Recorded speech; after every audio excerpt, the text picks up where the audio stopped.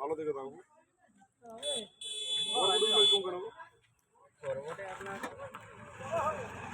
মোচাড়ি বাজার করে নিতে হবে, মোচাড়ি জাঁকি এখন দিন 2-3 তো করতেই হবে।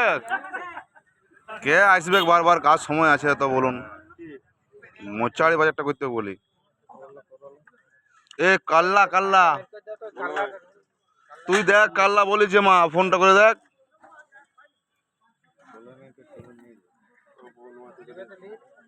কাল্লা নিলে সবই যখন গেল তখন ও কেন বাদ থাকে।